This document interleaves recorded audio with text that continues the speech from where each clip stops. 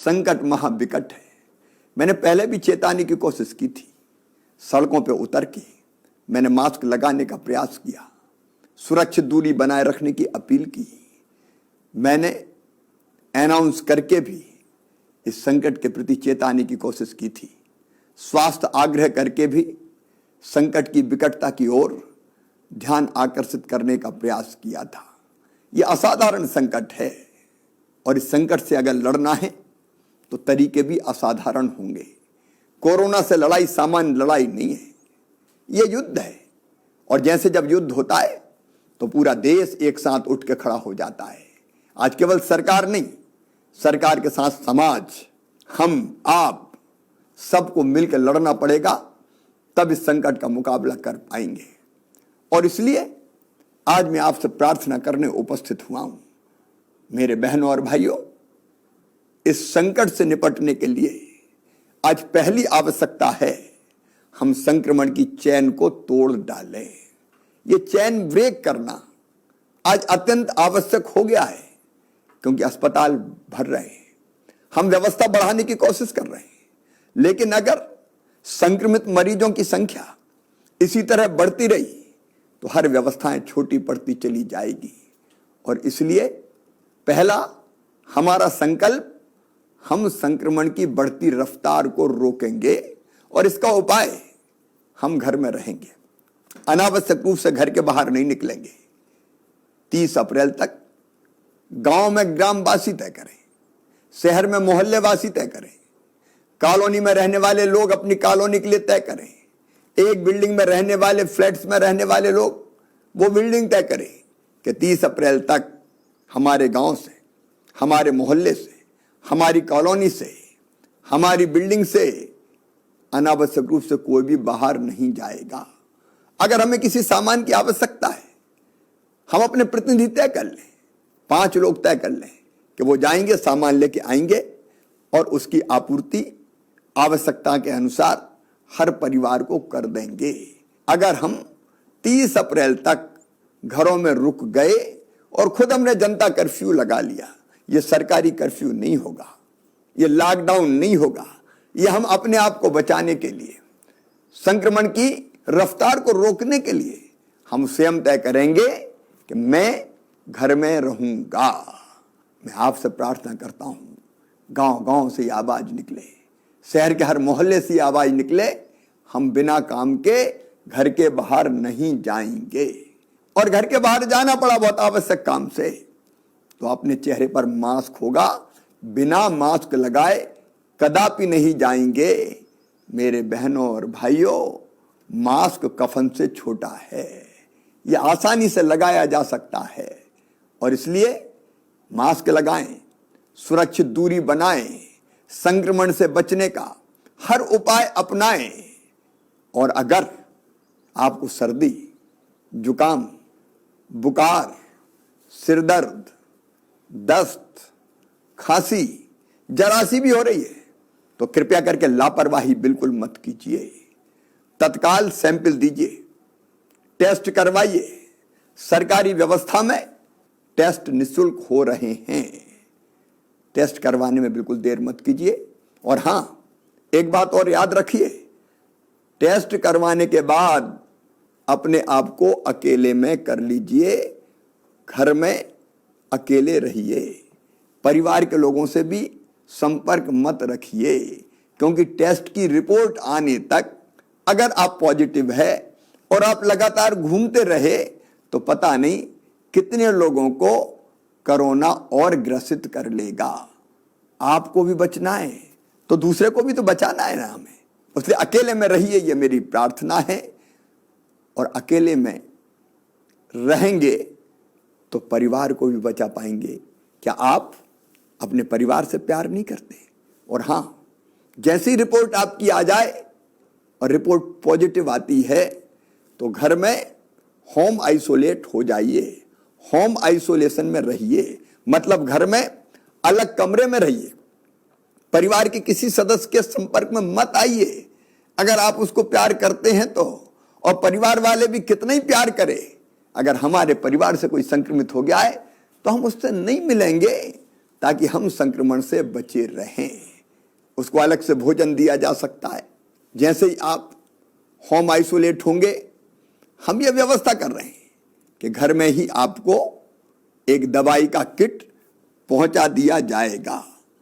उस दवाई के किट में सभी आवश्यक दवाइयां रहेगी। होम आइसोलेशन में रहने वाले मरीजों को मेडिकल सलाह देने हेतु ई संजीवनी कॉल सेंटर से जोड़ा जा रहा है। हम यह सुनिश्चित कर रहे हैं कि कॉल सेंटर से टेलीमेडिसिन के माध्यम से डॉक्टर संक्रमित भाई बहन से फोन करके ये सलाह दे कि उसको क्या करना है, क्या नहीं करना है।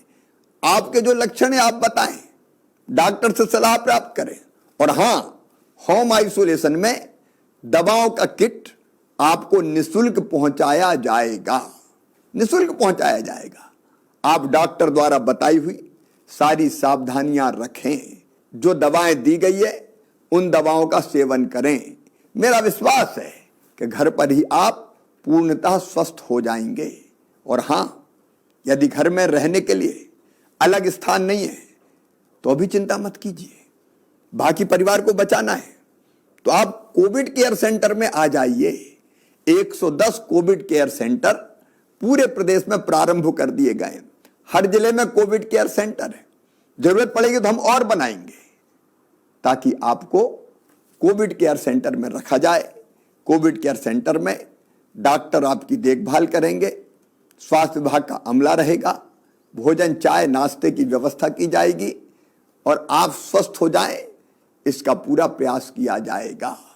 इसलिए घर में जगह नहीं है तो बिल्कुल संकोच मत कीजिए, कोविड केयर सेंटर में आइए। इसके बाद भी कोई समस्या पैदा होती है तो चिंता करने की जरूरत नहीं है, वहां से अस्पताल भेजने की व्यवस्था भी की जाएगी। लेकिन अगर इतना ध्यान आप रखेंगे तो अस्पताल जाने की नौबत नहीं आएगी। क्या आप इतना सहयोग नहीं करेंगे कि लक्षण आते ही आप टेस्ट करवा लें, इलाज कर लें, ताकि अस्पताल में भेजने की नौबत ही ना आए। अस्पताल में मेरे बहनों और भाइयों, बिस्तरों की संख्या हम लगातार बढ़ाने का प्रयास कर रहे हैं। सरकारी अस्पतालों में भी बिस्तर की संख्या लगातार बढ़ाई जा रही है। 1 अप्रैल को जहां हमारे पास कुल 21,159 बिस्तर उपलब्ध थे, आज उनकी संख्या बढ़ के 40,784 हो गई है। 30 अप्रैल तक इन बिस्तरों की संख्या बढ़ा के हम 50,000 तक पहुंचा देंगे। सरकारी अस्पतालों में बिस्तर की संख्या बढ़ रही है, प्राइवेट अस्पताल भी बिस्तरों की संख्या बढ़ा रहे हैं। हम प्राइवेट अस्पतालों को भी सरकारी भवन दे रहे हैं कि आप आइए, अपना अस्पताल प्रारंभ कीजिए। हर तरह की व्यवस्था में सरकार सहयोग दे रही है। और केवल प्राइवेट सेक्टर नहीं, अब तो स्वयंसेवी संस्थाएं भी अस्पताल बनाने आगे आ रही है। मैंने कहा कि संकट ऐसा है जिसमें सबको मिलकर लड़ना पड़ेगा। राधा स्वामी सत्संग व्यास इंदौर में अस्पताल तैयार कर रही है। हमारी लगातार कोशिश होगी हम बिस्तरों की कमी आपको ना आने दें, लेकिन संसाधनों की एक सीमा भी तो है। बीच में ऑक्सीजन की किल्लत पैदा हुई, चारों तरफ ऑक्सीजन की कमी के कारण एक विकट संकट हमारे सामने पैदा हो गया, क्योंकि अप्रत्याशित संख्या है मरीजों की। किसी ने कल्पना ही नहीं की थी कि ऑक्सीजन की इतनी आवश्यकता पड़ेगी। लेकिन प्रधानमंत्री जी से मैंने आग्रह किया, गृह मंत्री भारत सरकार से बात की, उद्योग मंत्री से बात की, स्वास्थ्य मंत्री से बात की, और आज मैं आपको आश्वस्त कर रहा हूं, अब ऑक्सीजन की आपूर्ति लगभग सामान्य होती चली जा रही है। 8 अप्रैल को ऑक्सीजन की आपूर्ति 130 मीट्रिक टन थी, जो 12 अप्रैल को बढ़ के 267 मीट्रिक टन हो गई। 17 अप्रैल को बढ़ के 390 मीट्रिक टन हो गई। और आगे बढ़ते हुए ऑक्सीजन की आवश्यकता को देखते हुए मैं प्रधानमंत्री जी को धन्यवाद देना चाहूंगा। 20 अप्रैल तक 445 मीट्रिक टन ऑक्सीजन हमें प्राप्त होगी, 25 अप्रैल तक 565 मीट्रिक टन और 30 अप्रैल तक 700 मीट्रिक टन ऑक्सीजन हमको प्राप्त होगी। हम ऑक्सीजन बनाने के संयंत्र लगाते चले जा रहे हैं। छोटे छोटे संयंत्र जो स्थानीय स्तर पर उत्पादन करे, उसकी कोशिश भी लगातार जारी है। ऑक्सीजन कंसंट्रेटर खरीद के हम एक पेशेंट को अगर सामान्य ऑक्सीजन की जरूरत है तो हम वो भी ऐसे पेशेंट्स को अस्पताल में प्रदान करेंगे ताकि उसकी आवश्यकता पूरी हो जाए। हर संभव प्रयास हम करेंगे। इसके साथ साथ एक और दिक्कत हमारे सामने आई और वो थी रेमडेसिविर इंजेक्शन की। मेरे बहन और भाइयों, इंजेक्शन की मांग बढ़ती चली गई। मध्य प्रदेश में इंजेक्शन बनता नहीं है, उत्पादित नहीं होता, हमको बाहर से मंगाना पड़ता है। पूरे देश में इंजेक्शन की कमी के कारण चारों तरफ चिंता व्याप्त हो गई। हमने लगातार कोशिश की कि कैसे हम इस इंजेक्शन की आपूर्ति को सुचारू कर पाएं। मैं लगातार बात कर रहा हूं, भारत सरकार से बात कर रहा हूं, स्वास्थ्य मंत्री से बात कर रहा हूं, प्राइवेट कंपनियों से बात कर रहा हूं और बात करके हम आपूर्ति लगातार करते चले जा रहे हैं। हाँ, जितनी आवश्यकता है उससे अभी जो आपूर्ति है वो कम है, लेकिन हमारे प्रयासों में कोई कमी नहीं है। हमने प्राइवेट स्टॉकिस्ट को भी ये इंजेक्शन मिल जाए उसके लिए भी ऑर्डर दिलवाए हैं, ऑर्डर दिए हैं। सरकारी सेक्टर में भी हमारे पास इंजेक्शन आ जाए इसलिए प्राइवेट कंपनियों को ऑर्डर दिए हैं। अलग अलग दिन लगातार इंजेक्शंस आ रहे हैं। भरपूर कोशिश हमारी रहेगी कि इन इंजेक्शंस की भी कमी ना रहे, बाकी दवाइयों की कोई कमी ना हो। इसके प्रयास हम निरंतर कर रहे हैं, लगातार कर रहे हैं। लेकिन मेरे बहनों और भाइयों, मैं फिर कहना चाहता हूं, इस संकट से निपटने के लिए हम सबको एकजुट होना पड़ेगा। हम परिश्रम की पराकाष्ठा करेंगे, प्रयत्नों की परिसीमा करेंगे, कसर कोई नहीं छोड़ेंगे। लेकिन मैं सबसे अपील करता हूं, सभी राजनीतिक दलों के नेताओं से अपील करता हूं, मतभेद के और कई विषय हो सकते हैं, लेकिन संकट की घड़ी में मिलकर एक हो जाएं। धार्मिक संस्थाएं, सामाजिक संगठन, स्वयंसेवी संस्थाएं सब मिलकर आगे बढ़े, आगे आए। मुझे खुशी है कि कोरोना वॉलंटियर्स निकल के सामने आए हैं, जिनने अपने आप को रजिस्टर करवाया है कि हम इस संकट की घड़ी में प्रशासन और सरकार के साथ खड़े रहेंगे। और वो कोरोना वॉलंटियर बहुत अच्छा काम कर रहे हैं। अगर आपको भी सेवा के काम में सरकार और प्रशासन के साथ जुड़ना है तो आप 181 पर कोरोना वॉलंटियर के रूप में रजिस्टर हो सकते हैं। आपको हेल्प डेस्क पर काम दिया जा सकता है, जागरूकता पैदा करने के लिए काम दिया जा सकता है, मोहल्लों में जनता की सेवा करने का काम दिया जा सकता है। हम में से हर एक को किसी न किसी भूमिका का निर्वाह निश्चित तौर पर करना है। मुझे पूरा विश्वास है कि संकट बड़ा है, संकट गहरा है, लेकिन हमारा हौसला उससे भी बड़ा है। हम कोई कसर नहीं छोड़ेंगे और मुझे पूरा विश्वास है कि संकट आया है, लेकिन मिलके एकजुट होके अगर हम लड़ेंगे तो इस संकट को हम पराजित करेंगे। इस संकट के दौरान हमारी कोशिश ये रही है कि गरीब की रोजी रोटी चलती रहे, उसके सामने रोजगार का संकट यथासंभव पैदा ना हो, और अगर वो पैदा भी होगा तो चिंता ना करे, सरकार कोई ना कोई व्यवस्था जरूर करेगी, जिसके बारे में मैं फिर अलग से चर्चा करूंगा। आज मैं फिर एक बार अपने सभी बहनों और भाइयों से प्रार्थना करता हूं कि संकट की घड़ी में हम सब आगे आए, संक्रमण की चैन तोड़ें, खुद जनता कर्फ्यू लगाएं और संक्रमित अगर हो जाते हैं तो तुरंत इलाज शुरू करें ताकि अस्पताल जाने की नौबत ही ना आए। मुझे विश्वास है कि हम सबके प्रयासों से ये रैन अंधेरी बीतेगी, ऊषा जय मुकुट चढ़ाएगी, पतवार चलाते जाएंगे, मंजिल आएगी आएगी। संक्रमण का अंधेरा हम आशा और विश्वास के प्रकाश से दूर करेंगे।